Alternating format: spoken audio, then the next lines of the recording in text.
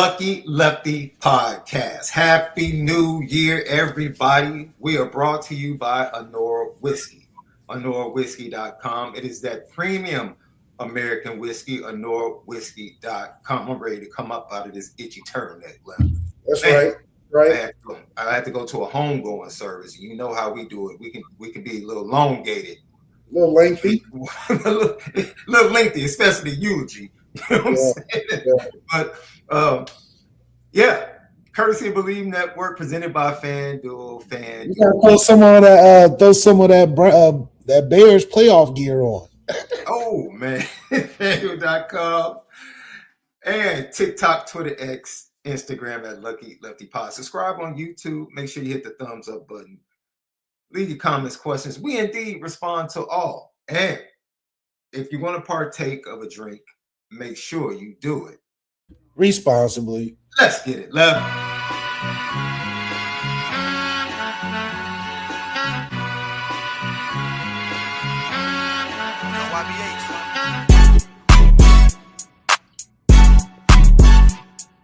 Yeah. Lucky Lefty. I am Shaun Davis, SD, 2 mics, that dude, the original Lucky Lefty himself, Malik ZAIRE. As always, brought to you by Anora Whiskey, courtesy of Bleav Network, Apple Podcasts, Spotify, audio edibles each and every day. And we are presented by FanDuel. For all your early lines, for the semifinals that have been set for the college football playoffs, you need to go over to FanDuel or download the FanDuel app or go to FanDuel.com. We have the Miami Hurricanes which was an incredible game. It was just an absolutely incredible game. They'll be taking on the Ole Miss Rebels, who really gave it to their former head coach. They just bolted instead of sticking with them for an opportunity to win a national championship. Think about how nice it is to be a coach in college football. Lane Kiffin got $500,000 just to watch. Just to watch. Just to watch. LSU wants that man bad. They said, listen, we don't even want you coaching in the playoffs. We'll just pay you. Just if y'all win, you get the best. Man, that's a great job. Brian Kelly, like, I need another $53 million. I need another 53. That was wild when I heard that. And the fact that they already had a plan in place, or he had been talking with Pete Golden, who is now the head coach of the Ole Miss Rebels, about the plan for Charlie Weiss Jr. and the other assistants that are under contract at LSU. Will they continue on, or will Pete Golden have to find guys to fill in as they get ready to take on a pretty impressive Miami defensive front? I'm excited to watch Trinidad Chambliss against that Miami defense. I really am. How does that work? Does Lane Kiffin get the credit if they go to the championship? He's the architect. Like, does Pete Golden have to stay if they mess around and win? Like, does Ole Miss? Does he go back to Ole Miss, or like? I think I'm gonna be honest with you, Lev. I think Lane Kiffin lost a little bit. He lost a little bit off his fastball last night because you know, with guys like Lane Kiffin and Steve Sarkisian, even though they have a coordinator, they are viewed as the primary play callers. And Charlie Weiss Jr., another, as you call it, Notre Dame Stimmy, because he was on the sideline. All over the place. All over the place with his dad when he was here on the sidelines, learning the game. Charlie Logan Weiss Diggs, Jr. Logan Diggs too, by the way. Stole the show last night. He flat out stole the show. It's so funny. Every time Logan Diggs was in the backfield, I was like, they're passing the ball. I'm like, they're not about to hand the ball off to Logan Diggs. No. It's like he's in there to pass block. Like, it's obvious. I hope they switch that up against Miami, because if Miami already gets off the ball crazy off the edge. Crazy. Oh, Payne, his first step is, and then the dude literally can get parallel to the ground coming around the corner. And how dumb is Ryan Day to constantly leave his tackles one-on-one? Oh man, Ryan Day's play calling was so suspect. Suspect. But we should have known the Big Ten championship game was suspect calls there. It didn't get better with no football in 25 days. What do you? It's just he needs his Chip Kelly's back. Cause good grief. That was amazing. Look, the Rose Bowl, I didn't see it happening like that. I had Indiana winning by a good margin, double digits. I thought not Miami, Indiana. I thought Indiana would cover against Alabama, but I did not expect what we saw. I did not. Indiana's like the team of destiny right now. They really are, bro. They really are. They're just united. They got a great story, great quarterback, great head coach. The defense is phenomenal. I think that Miami Indiana game would actually be a good game. Yeah, but Oregon, man, Oregon. Dante's playing well. So yeah, Oregon's just something they missed too many opportunities inside. They lost the Indiana game because of missed opportunities in the red zone. They did the same thing as Texas Tech. It's like that's because every game they leave points on the field. And it ends up being the difference against a team like Indiana. So they played another Indy STEMI. Pat Coogan was the MVP. MVP as the center. The lineman. Mm-hmm. Only Notre Dame, man. Only Notre Dame can produce something like that. Dude, we need to create. That's your phrase, the Indy STEMI. You created that. We need to put a T-shirt out.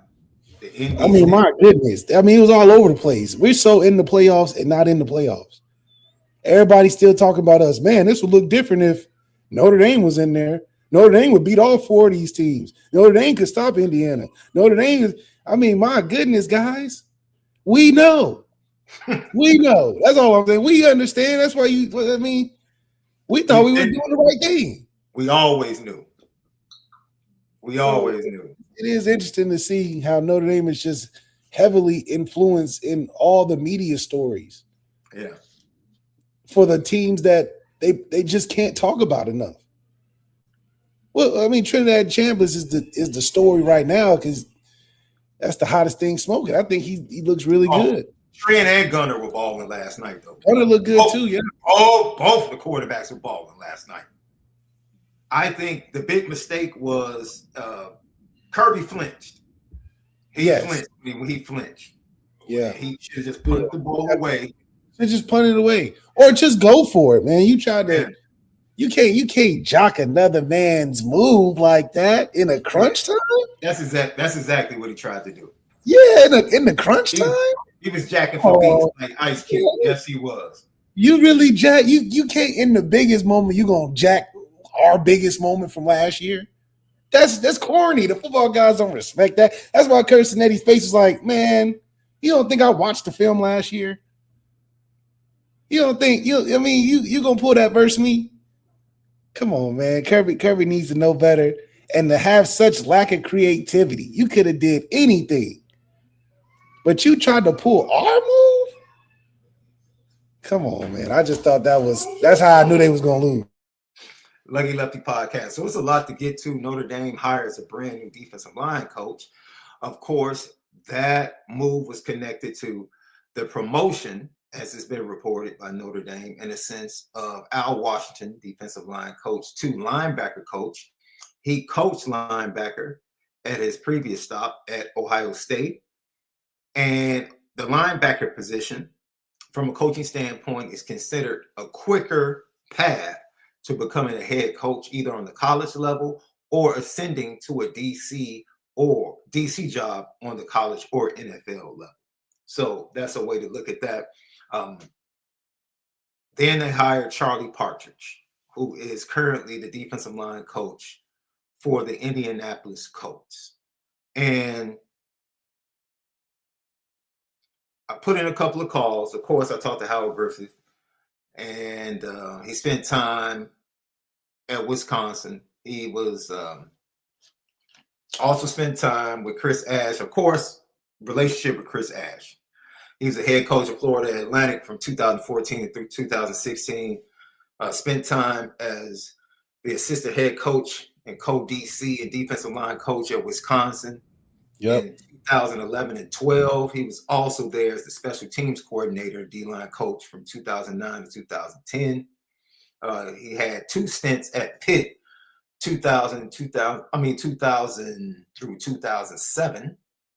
And then he went back to Pitt 2017 through 2023. Another example of your passport got to get stamped to come back to Notre Dame. You know what I mean? Or be around Notre Dame. You got to have some credentials, a long resume. You know, your LinkedIn got to be double checked and AI proofed. Yeah. Which is good to see. Marcus Freeman that's why Marcus Freeman is not lured or pulled to these NFL jobs. He's got the NFL right at home. And he does a great job of mixing the prestige of the NFL and the talent in the front office that he needs with the college coaches that he's still putting on. That's pretty good. That's better than what the Giants are doing in their building. I know that.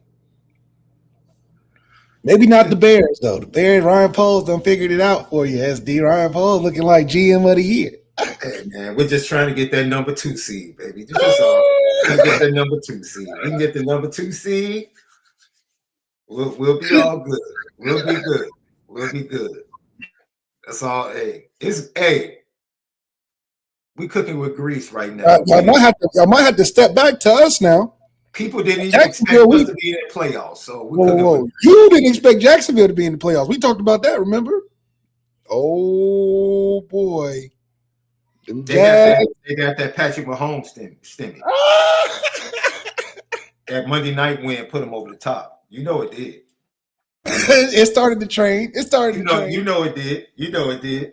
But no, I want to stay on task with this Charlie Partridge. You said some very interesting things about all of the moving pieces, right? Because initially this morning, before the Charlie Partridge news broke, I was like, yo, this is a lot of moving pieces, right?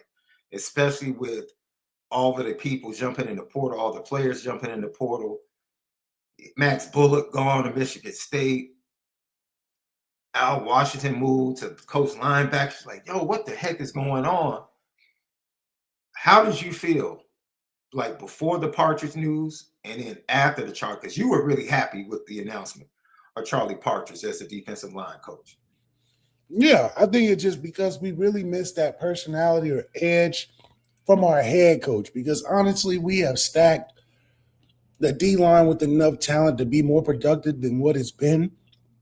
And this is just another way of buffering that consistency, adding to the mix, because unless we're producing 5-star D linemen in every position every year, it's going to take a little bit more. And I think the personality of this D-line coach with the resume is going to add that extra edge to where we see a more impactful D-line. And not that the D-line hasn't been impactful. The run defense was amazing. We stepped it up this year in our sacks, but in big game production, that's where we need to have that mental edge. And I think having a D-line coach like this is going to activate that, because, you know, we like we keep saying, it's underrated how our D-line has been performing, but the stars haven't been popping as much as we have probably wanted them to. And when you look at the other great college football teams, especially the ones in the playoffs, the D-line has personality. You know, the D-line has a huge impact in the each game that ends up winning teams big games. Like Indiana's D-line is fierce. It's fierce. Miami's D-line is fierce. Ohio State's D-line is fierce. So when you go into these positions of guaranteeing not happening what happened last year, next year, is definitely moves like this. And it's cool to see Marcus Freeman not just, you know, cut the rope on Al Washington, you know, because at the end of the day, recruiting is one thing where we're getting 1% better. The coaching staff is another thing where we got to get 1% better. We're just not bringing anybody. And so to be able to maneuver Al Washington into a linebacker position, I think it helps that group of linebackers that are senior and veteran at this point. And they probably don't need another new voice. They already got Chris Ash added. They lost Max Bullock, who came in with them, really started, you know, year one just like them. I don't think they need a whole new voice, especially when it's Marcus Freeman's baby. I think that's a crucial heart and part of our defense and team is that linebacker position. And for Marcus Freeman to put a guy he trusts in there, I think that's more of what it means than it is anything else, and he keeps his friends around. So that's something that Marcus Freeman can still have a strong influence on, moving Al Washington there. And I think that helps Drake Bowen settle in for his last season and still having that connection of coach to head coach, but also still know that the same information is going around in the room in that linebacker core. So once again, Al Washington is now the linebacker coach for the University of Notre Dame Fighting Irish. And Chris Partridge, currently, before he became the defensive line coach at Notre Dame, he was a defensive line coach for the Indianapolis Colts. And just the energy that you talked about, he was just a piece of that energy, courtesy of NFL.com. This is what Chris Partridge is going to bring to the practice field. Good. Set. Go. Eyes in hand. Good. Extend it now. Don't keep it bent. Set. Go. Extend. Good. 2. Good. Hey, on that first one, you came here with your elbows. The next 2 were great. Back. Get up. Say it a little tighter with your elbows there, Samson. Good. Strike it off. Don't bench it off. Your hips should come through your strike, right? Get up.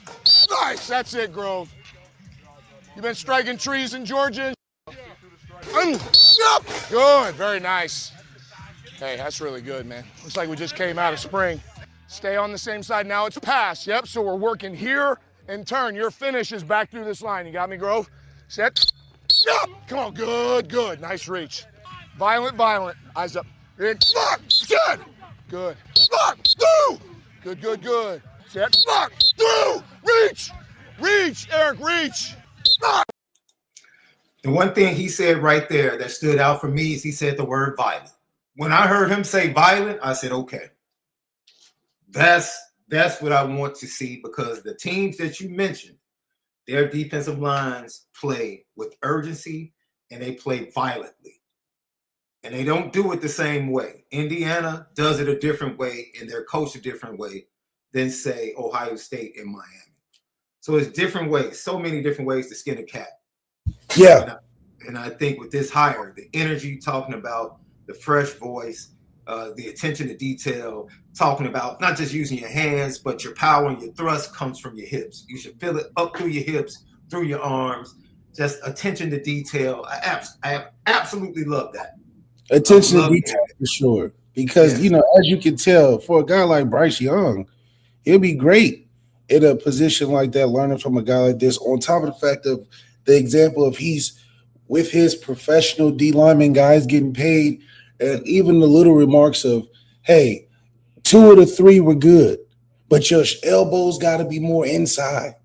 I mean, he's not afraid to coach, and those little things that he's detailing are the things that takes our D-line to the next level, because all of our D-line has been productive. They've been good in spots. They've been productive in the run. They've created more sacks than last year, but those are the details that we've heard from Coach that's going to be those are the stars of the game. The stars of the game are the D-line, not just the ones that played well.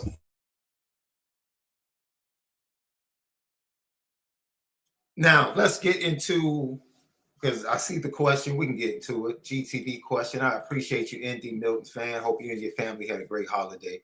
Hope everybody's family had a great holiday and continue to be blessed for 2026.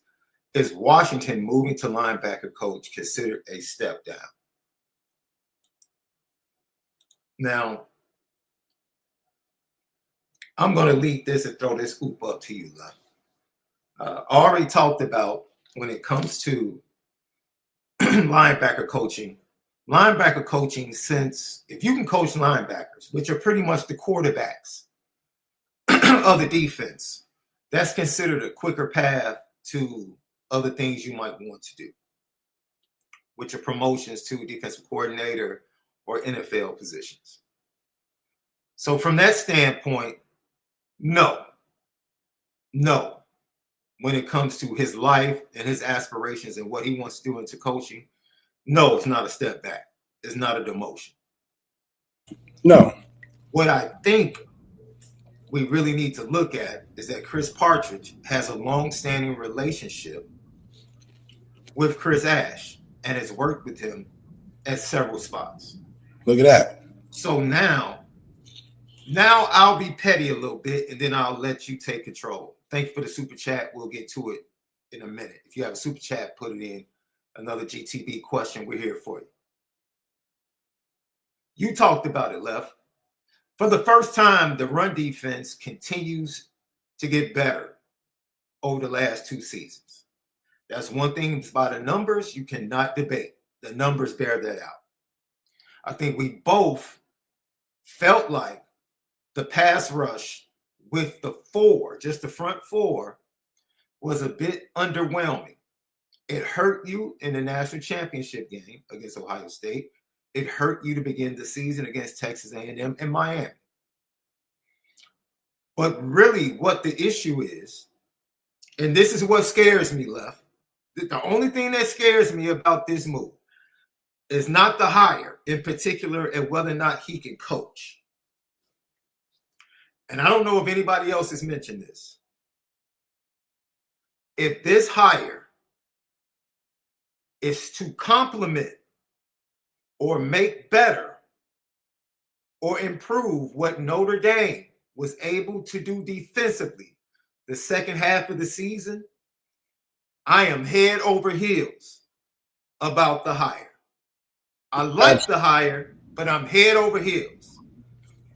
But if this is Chris Ash, and this is my thoughts, if this is Chris Ash in discussion, because I think the dominoes really only started because Max Bullock vacated that position. Right. At the Michigan State. If Max Bullock is still on the staff, just doesn't happen. Yeah, I'm not sure the dominoes are falling like this. So Max Bullock, he goes back to Michigan State.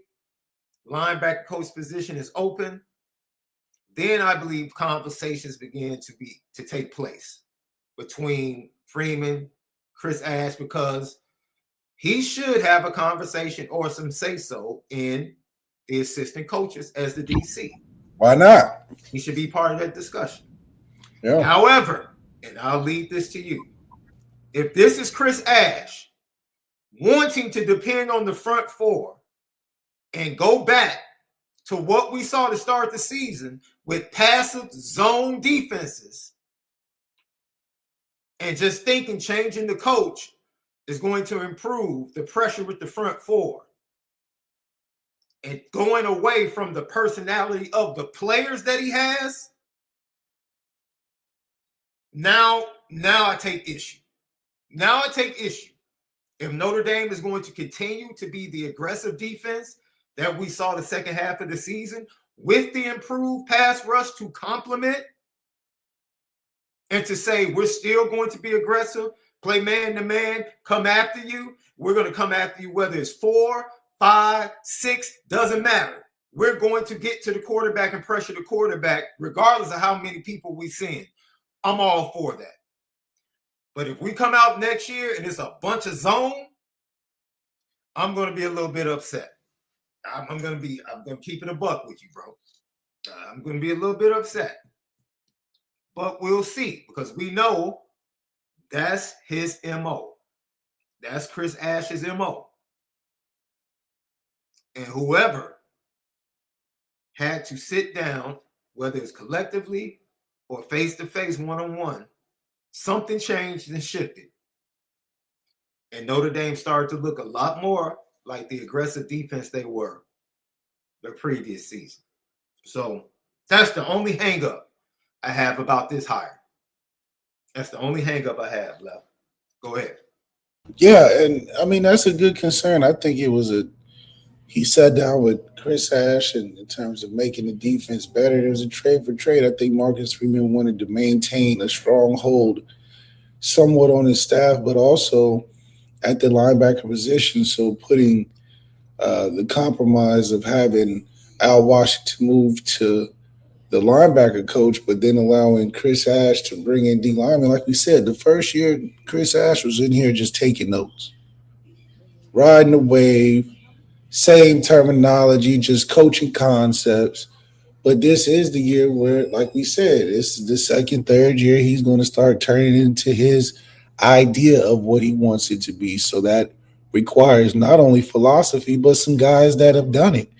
And Mhm. having a D line coach like this come in only solidifies the transition because we played out pretty well with Al Golden built over a 5 year period. But in this, revamp new stage, uh, especially where everything is at with the offense going through a reset, it's still evolving.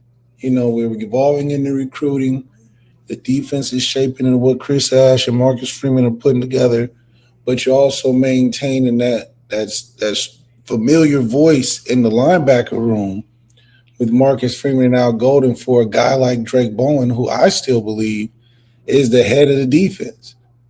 So that was probably a good compromise for all of them. Was like Chris Ash doesn't want to bring in a linebacker coach necessarily with the group of guys that essentially grew up with Max Bullock and Marcus Freeman. I think Al Washington would be a great fit for that because he also understands Marcus Freeman, what Marcus Freeman wants to do defensively, and so does Drake Bowen. So that's not a drop off or a restart how it was or how it is in the D line or the overall defense. But from a D line's perspective, it's a great refresher because the talent is still in the D line. We have talent coming in that will probably be attracted with this new hire in the transfer portal, but also guys are going to be challenged, and a guy like Trey Ori is going to be challenged. A guy like the comfortable guys, right? Because everybody's cool with Al Washington in the building. He's not necessarily a fiery coach, but they're going to be challenged with something new because what has been accepted isn't good enough, even though it's been good. Even though it's been good, this D line hire is going to make it better in the sense that he's going to present that challenge and passion that I think we was just missing. It's not saying we wasn't performing well, but from a passion aspect to put us in the top five D line conversation, I think that's what we were missing. So this is going to bring out the personality of our D line coach in our D line, and you mix that with the talent. I think we got something special. Yeah, left. It is like I said. It's just a concern, and I'll give you a reason why that concerns me.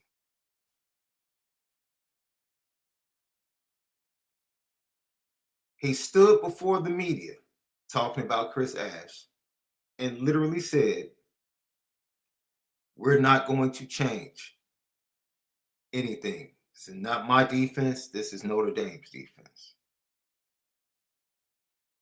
That's what he said, Left. Am I wrong? Yeah, year one. No, that's what we say. Yeah, year one. You take Is your that note. what he said? Is that what he said? Yes, yes. And then he literally did the opposite of what he said. He literally did the opposite of what he said. So that What the means first two games? he said that he watched film. He said that he knew what the strength of the defense was, and then he immediately went into camp and began to tinker and change the defense, which means it was about his system and not about the players. That's what it meant. So Yeah, now I only have that to look at in one off season. Can he learn from that? Can Marcus Freeman make it a point to say we're not making that mistake again? Absolutely. But I'm just going by what he's shown, which is until the fruit didn't show up from what he wanted to do in his system, he chose his system over the talent and players and tried to fit a square into a round or circle. Basically, that's what he tried to do. So he's yeah, going but to chatter right. This could be all about aggression. It could. But something tells me that most coordinators want it done their way eventually. Eventually, they want it their way. So we just have to wait and see. Yeah, but we talked about that. I was very strong on that point that this year, yeah, he's the welcome year. He's just taking it all in, but he's getting paid to put in his system. I think a lot of it is because that's all he knows. I think he agreed with Marcus Freeman at some point. He's going to run the stuff that he's running, and that's fine. I mean, that's what you made the hire for. Because I feel like if it was about not changing the defense necessarily, the smartest hire, without question, would be Mike Mickens. Without question. If you're trying to retain the complexities of what you've been doing this whole time defensively that's made you successful, no question the defensive coordinator job should have remained with Mike Mickens. Because that way, just like how Al Washington's going to linebacker position, you're not going to see a dramatic change and a tinker and something off script because Al Washington's been there. He knows what's going on. When you bring in a new guy, especially a guy like Chris Ash, who has been all around the world, of course he's going to try to bring the things that he thinks is makes him successful, which I don't blame him, and eventually you got to transition because this is no different than Jared Parker calling all the Tommy's plays. You call Tommy's plays, but eventually you're going to have to call your own because you can't go by committee forever. And I think that's totally on speed where Chris Ash should be, but helping him get there faster, I think, is by hiring this D-line guy, especially if they've coached together. I think he can reinforce some of the things that Chris Ash probably wants to do. And there's nothing wrong with change. I think, once again, when you look at our schedule, we can go through some evolution and different forms of what we want to look like defensively because the talent is still there, especially with recruiting. But I think this is still reliant on the offense being the lead of the team. All of this is dependent on the offense being able to go out there and put up 30, 40 points a game. You can have all these changes and fixes and improvements and, transitions defensively when the offense is doing what they're supposed to do at this point in time in Marcus Freeman's tenure, which is be a lead dominant force.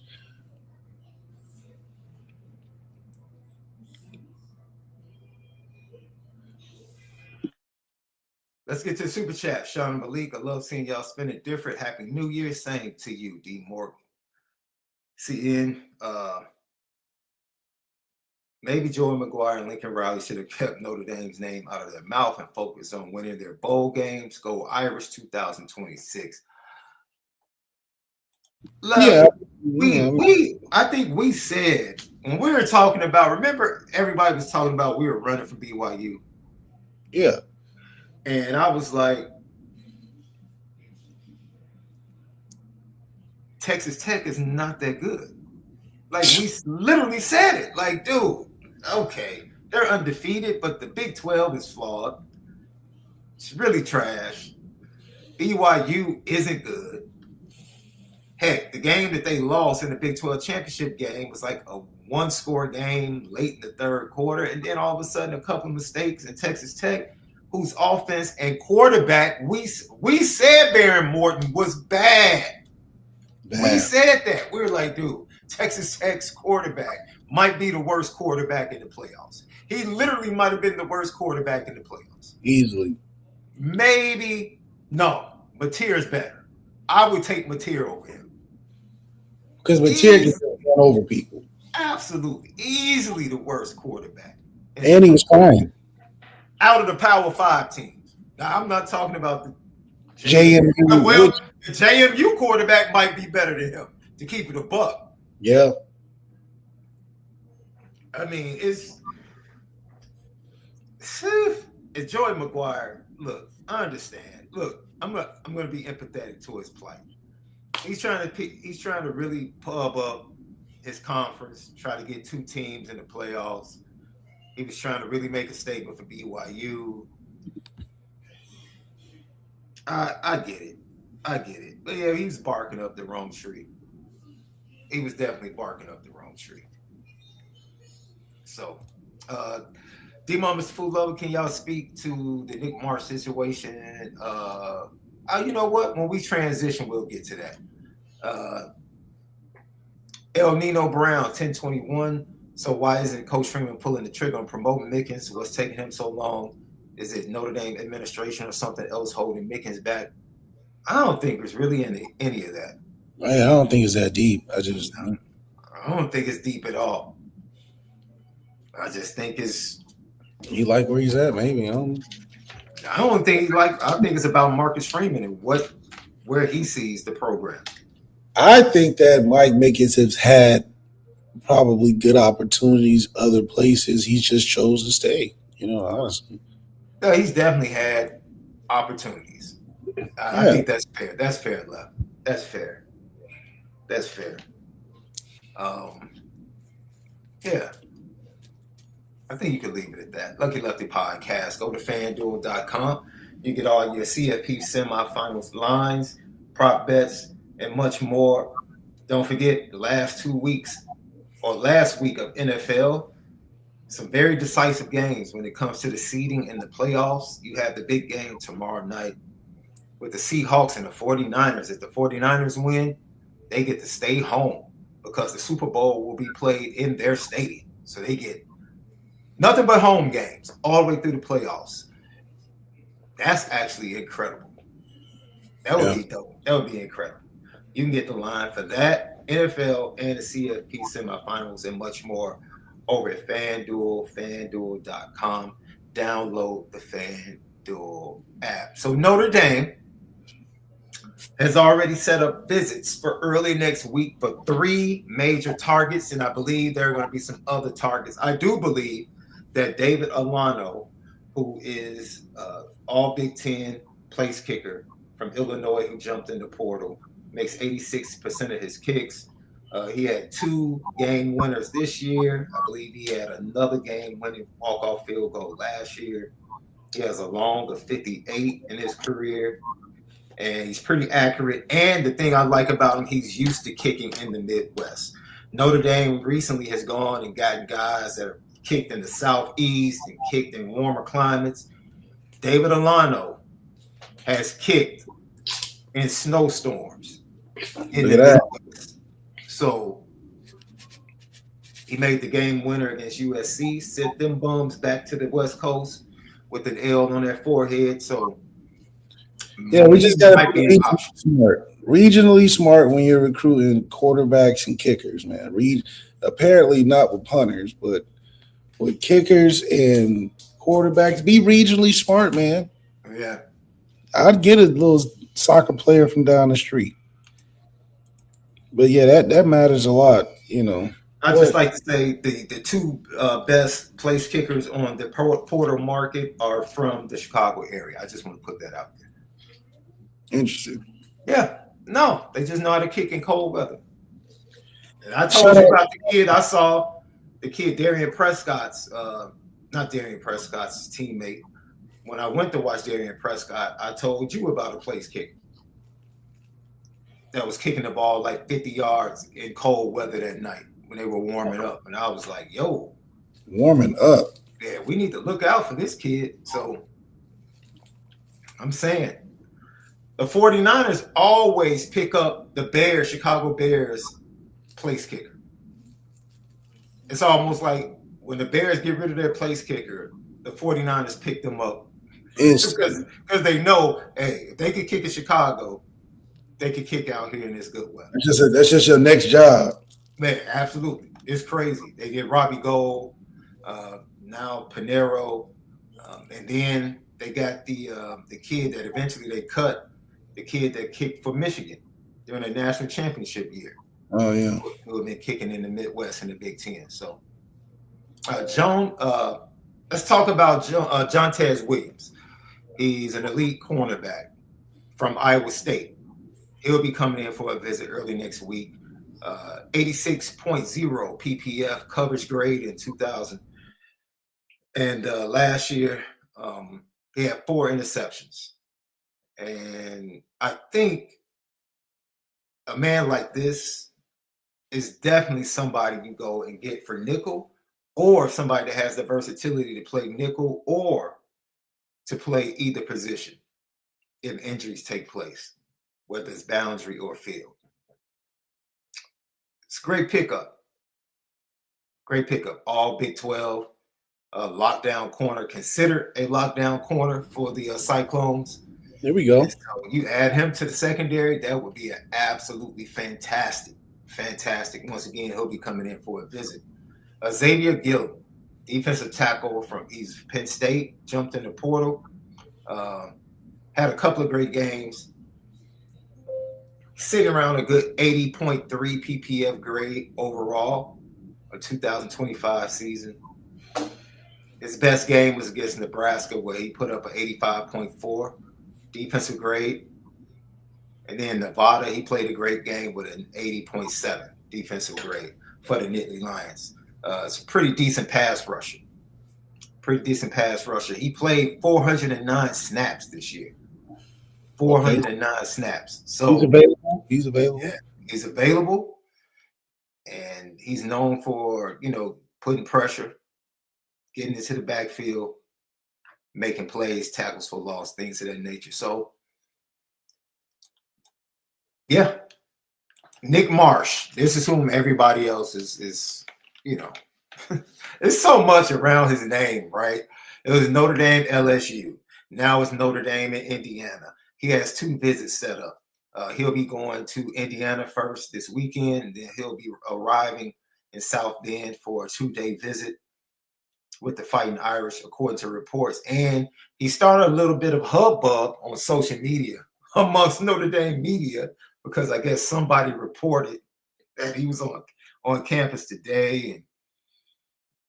And yeah, it was a lot. A little unnecessary, but I'll just say it was a lot. So you talking about what's in it? Okay, so I mean, I think if anything, the biggest connection is that he knows CJ in some capacity. They play somewhat together in some capacity. That's always something good to lean on when you're talking about getting guys CJ's comfortable with. If CJ's more comfortable with a guy that he plays 7-on-7 with in high school more than the guys that he's on the team with, it's all interesting anyway. If anything, he's going to be a major role player, as he should, as a 1-year transfer. You know what I mean? Like, I think you make your most money with the guys in the room that you've been doing it with the last 2 years, and these transfers are helps. I don't think we should treat the transfer like Malachi Fields for CJ's position. CJ needs to be the man, running the show and not having a guy show up and run the man or bail the man out, Right. I'm gonna be honest with you. It is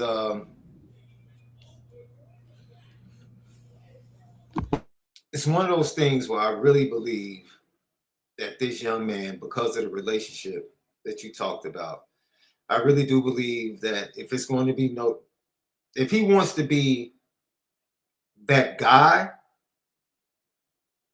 I think Notre Dame ends up being the pick. The uncertainty at quarterback, like you said, because Mendoza is more than likely going to be a first-round pick, high first-round pick. Who's going to be the quarterback for Indiana?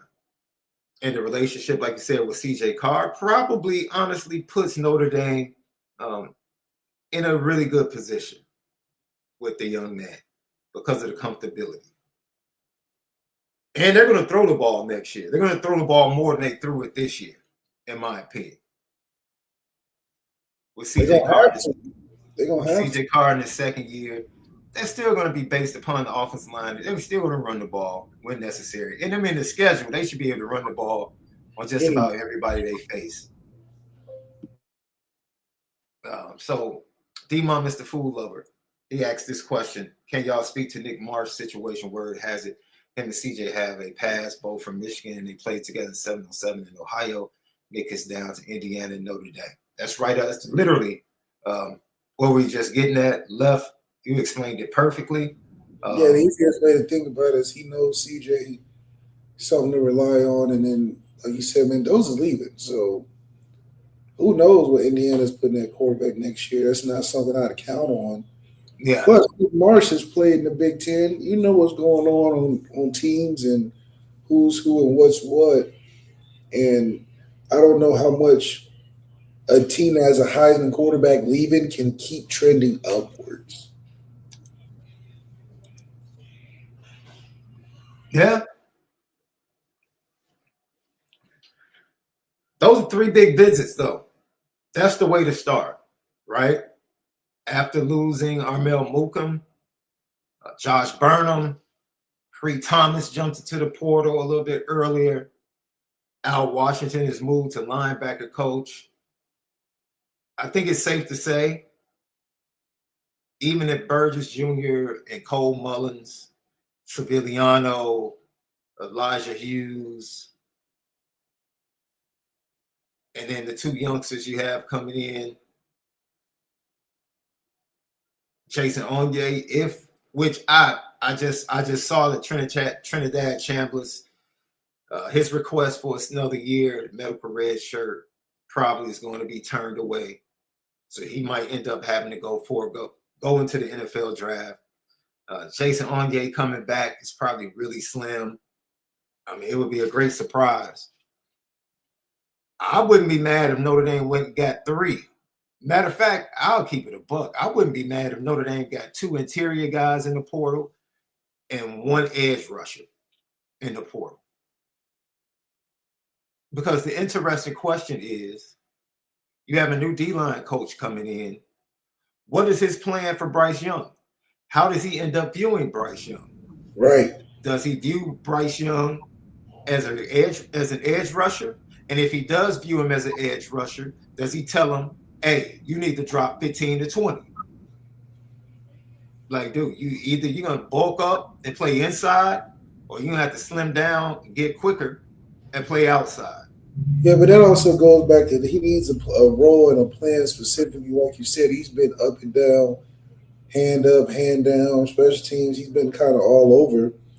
He hasn't really set in a right position. But getting a D-line coach like this, I think he'll be able to identify at least a core group of guys to have their hand in the dirt, be a 4-lineman presence, at least in coordination with what Chris Ash is looking to do.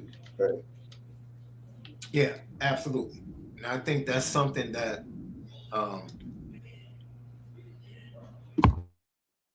like if he's 275 right now, I'll give you a perfect example.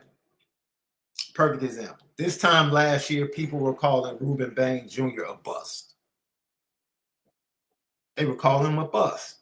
Short arms, no production, but he was 20 to 25 pounds heavier last year.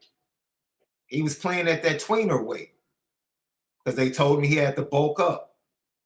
And then all of a sudden, he drops 20 pounds, and now this dude's first step and quickness, everything comes together, and now he's a first-round pick.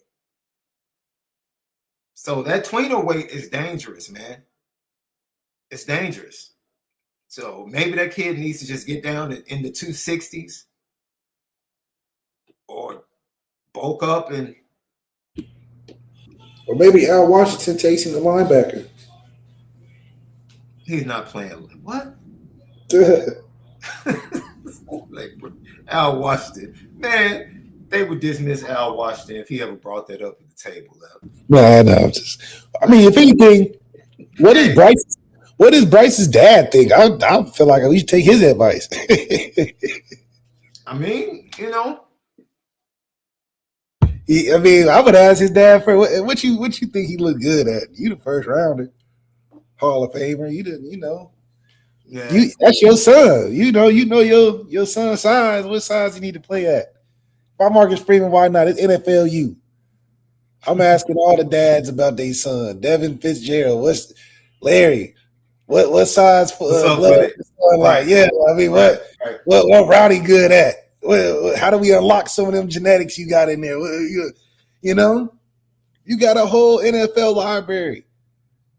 Thomas Davis, tell Drake Bowen something good. You know what?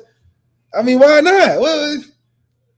So I think that's something as a resource. If nothing else, Marcus Freeman has resources.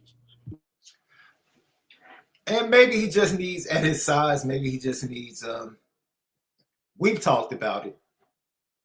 What are the counters? What are the secondary counters from the defensive line when it comes to pass rush? We talked about that for a year and a half, right? And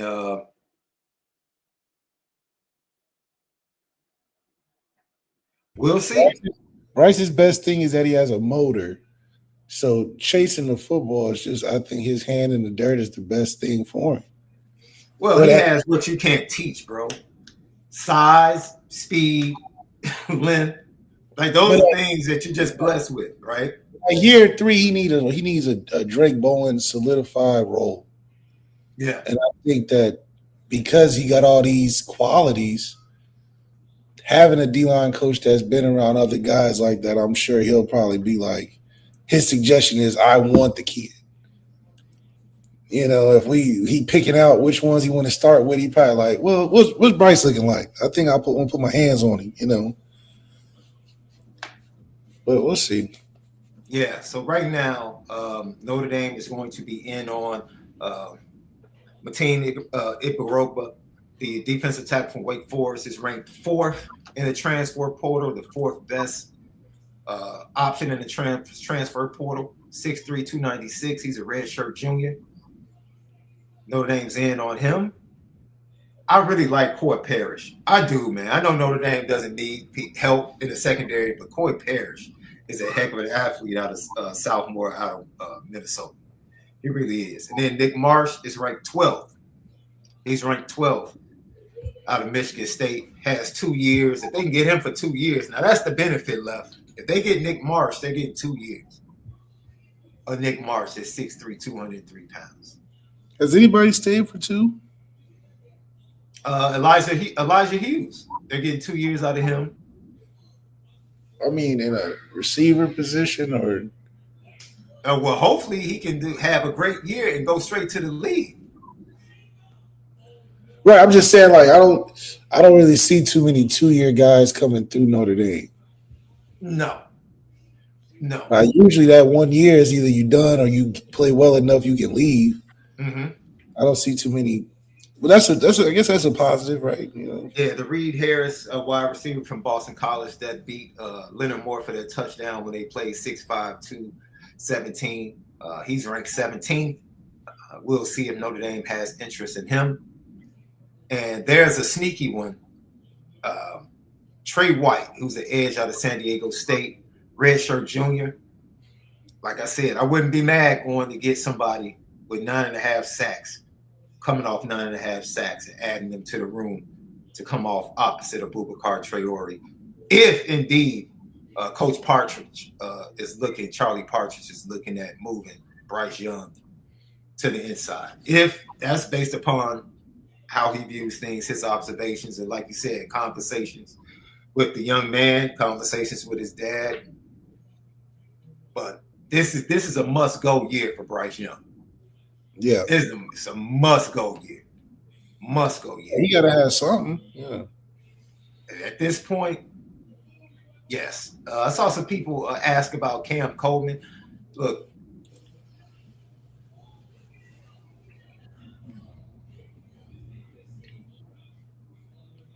I just don't think we get him. He would be a fit. Yeah, first of all, Cam Coleman doesn't. Bro, I watched Cam Coleman drop so many passes this year, bro. Yeah. The big plays. I saw him fumble against Alabama. Yeah. Is he talented? Yes. But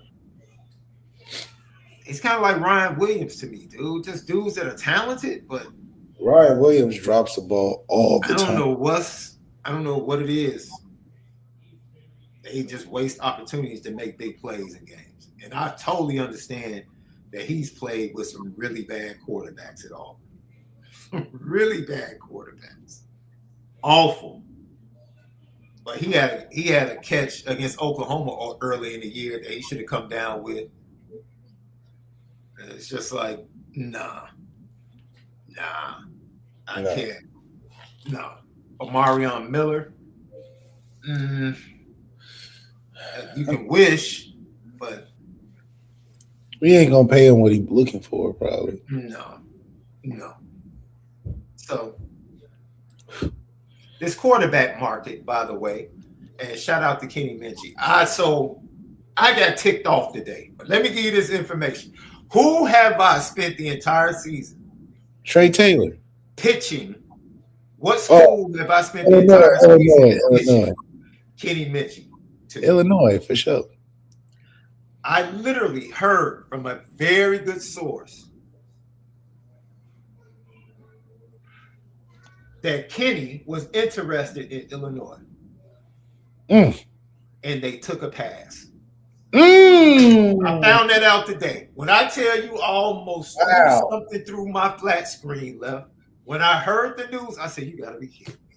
I said, you took Ethan Hampton from Northern Illinois, and you took Luke Altmaier when he was awful at Ole Miss, but you passed on Kenny Minchie? I said, okay. Wow. Okay. Wow. Okay. I was a little perturbed, Bleav. I was a little perturbed. And I heard some other things that made me say, yeah, I don't want him to go there. Everything's not good. I'll just leave it at that from a staffing standpoint. So I was like, okay. I'd much rather him not go there. I don't exactly want him to be in Nebraska either, but hey, at this point, you just gotta get in and play somewhere. Yeah, just get in and play.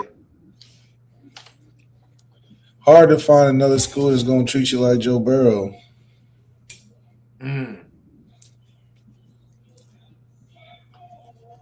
Yeah. Anybody, before we get out of here, left, anybody shock you? Or is there anything that shocked you concerning the portal? Because I have something funny to tell you. I have something funny to tell you about what young men are getting nowadays as far as benefits. I think you'd like to know. But before we get to that, was there anything about whether, transfer portal, Notre Dame looking at certain kids, or who jumped in the portal that shocked you? And what do you think Notre Dame ultimately needs to do in the transfer portal to make you feel good? Well, I think it's just a big question as to just what direction we're going. A lot of guys are leaving. Some of the main characters that made the thing go, I think, are bigger losses than what we probably will account for until it's the season. But, Notre Dame is continuing to always pull something off. I think a great sign of that is signing this new D-line hire, moving some things around. But as long as your coaching stays pretty strong, you kind of just trust the moves you got because the players you have now, you just got to coach them up. And I think we're not a team that is thriving based off of the transfer portal success. I think we are still, what do they call it? Picking and choosing off the top. We're not fully committed to buying everything in the store, but we'll get a couple items. So that's fair as long as we keep that ratio going. And, we'll be okay. I was a little surprised at Armil Mukum going into the transfer portal, but I think it's just an attractive thing for guys that have had pretty good seasons, not great seasons, or been the star, but has put enough good tape out there. They're fishing for bigger money. I mean, the Sorsby kid from Cincinnati is looking for $6 to $7 million. Left, I'm glad you said that because I was going to bring this up. Brendan Sorsby, who, based upon the evaluation of ESPN, is the number one player in the transfer portal. Yep. Miami's looking at him. Texas Tech is looking at him. LSU is looking at him. He's demanding $5 to $7 million, like you said. Watch this, Left. If this is Left, can we put you in the time machine like oh my God, look. Like on look. I have my shit like LeBron's decision, man. For all that Brendan Sorsby, 2,800 yards on the season. 27 touchdowns, 5 interceptions, QBR of 81.6. Player B, 2,741 yards, 24 touchdowns, 6 interceptions, QBR of 83.3.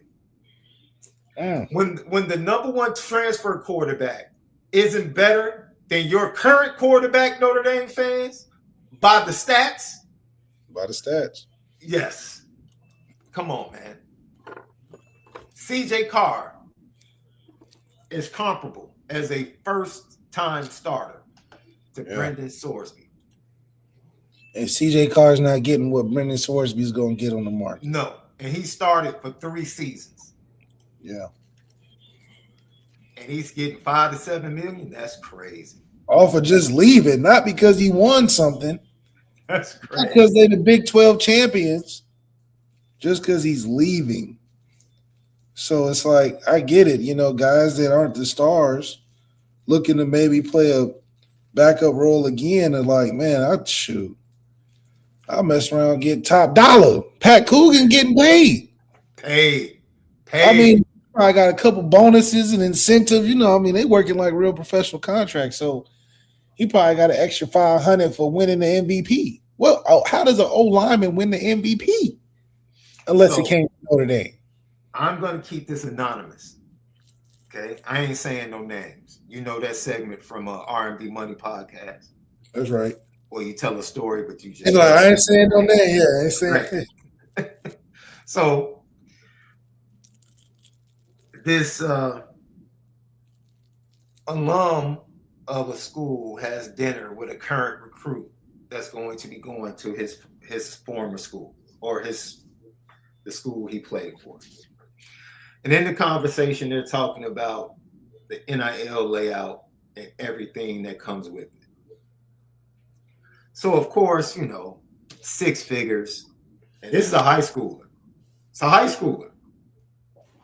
6 figures. Of course, how you get the little campus card that allows you to kind of like go buy food around campus whenever, wherever, Get the little campus card. You get your setup, your private condo, all of that. You get your NIL money, 6 figures. As a high schooler. Haven't graduated yet. As a high schooler. Here's the kicker, though. And this is when that didn't even make me say what. They get a weekly $500 Uber Eats card. What? No, this is at the school he's going to be going to. Weekly?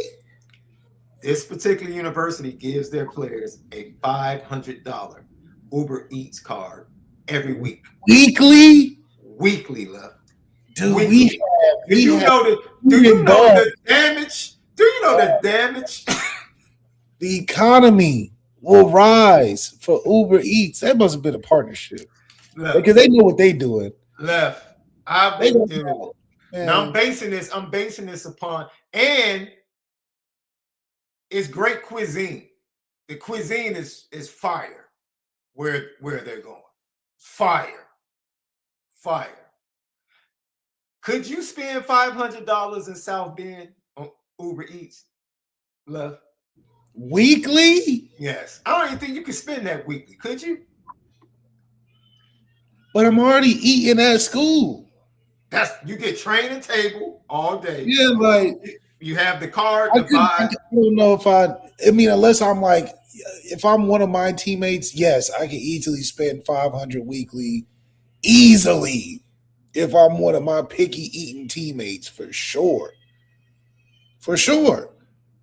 But from a regular person like myself who's eating the what's available and they're often and pretty delicious every day, I couldn't spend that much. Because then it'd be like, unless it's like stuff from like the grocery store, like desserts or something ridiculous, or ordering from my dorm mates or something. You know what I mean? I could eat $500 a door of Uber Eats every week. No, you're not eating five. You're practicing. You're eating training table. You're catching something on campus as you go to class. You practice afterwards, and you eat training table, study hall. So you're using your Uber Eats for late night, left, or the weekends. That's it. What else are you using it for? And it couldn't even be the weekends that much just because you eating during that. I mean, it's just, man, with everything going on and the money you're getting on NIL alone. You know what you're doing? You know who's taking advantage of that DoorDash? I mean, that Uber Eats?